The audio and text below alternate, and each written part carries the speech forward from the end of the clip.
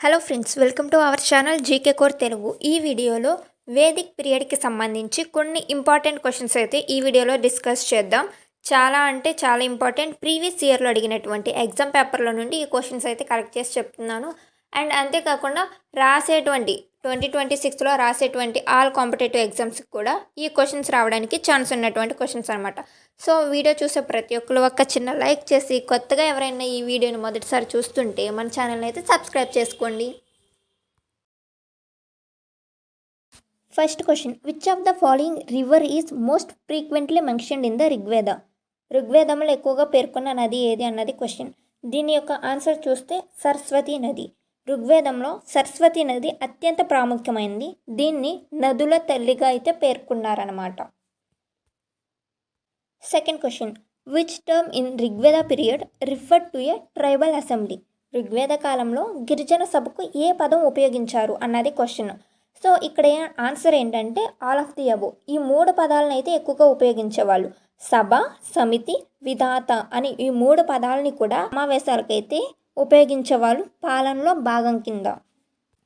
Third question చూడండి, which metal was unknown to Rigveda people? Rigveda కాలంలో ఉన్నటువంటి ప్రజలకు తెలియని లోహం ఏది అన్నది క్వశ్చన్ అడుగుతున్నాడు ఇక్కడ. సో ఈ ఋగ్వేద అన్న పీరియడ్ ఏ కాలానికి సంబంధించింది? బ్రాంజ్ ఏజ్ యుగానికి, అంటే కాంస్య యుగానికి సంబంధించింది అనమాట.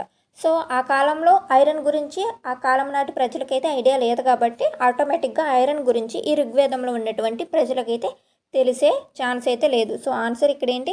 Iron. Next question, what was the main occupation of Rigveda people? Rigveda కాలంలో ప్రజల యొక్క ప్రధాన వృత్తి ఏంటి అన్నది క్వశ్చన్. So answer పాస్ట్రాలిజం.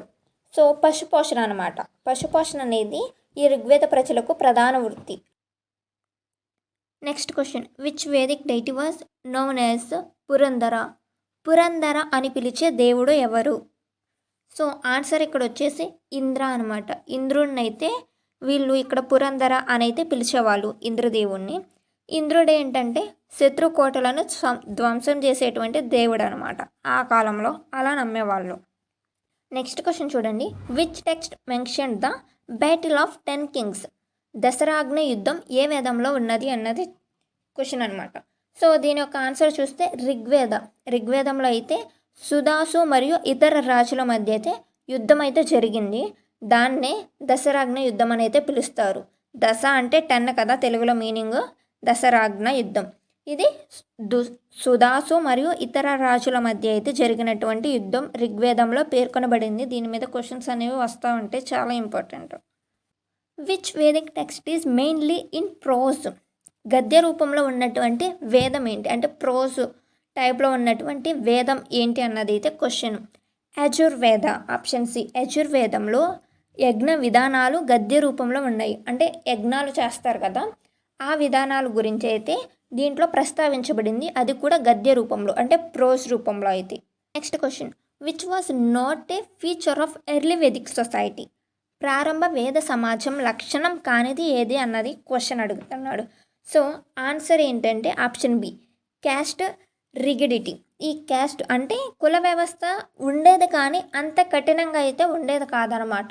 కుల వ్యవస్థ అనేది ఏర్పడింది ఆ టైంలోనే, బట్ అంత కఠినంగా అయితే ఉండేది కాదు. మనుషుల మధ్య వివక్ష అనేది అంతలా అయితే ఉండేది కాదు ప్రారంభంలో. గవిష్టి అంటే అర్థం ఏంటి అన్నది క్వశ్చన్ వచ్చింది. సో దీని అర్థం వార్ అనమాట. ఈ యుద్ధం కూడా దేనికోసం జరిగేదంటే గోవుల కోసం జరిగేది. అంటే ఆవు సంపద కోసం అయితే ఈ యుద్ధం జరిగేదనమాట. Next question, who was associated with Rita? ఋతకు సంబంధించిన దేవుడు ఎవరు? సో దీని యొక్క ఆన్సర్ వచ్చేసి వరుణ. ఈ వరుణుడు అయితే న్యాయం మరియు క్రమాన్ని కాపాడేవాడు అనమాట ఆ కాలంలో. Iron was called what in later Vedic period?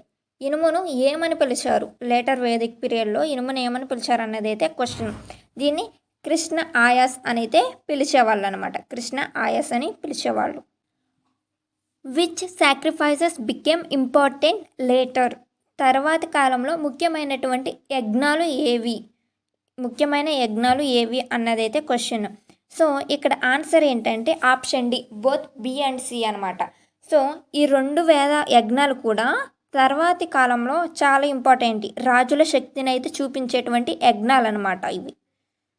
Next question, who was the purohita? పురోహితుడు ఎవరు అంటే ప్రీస్ట్.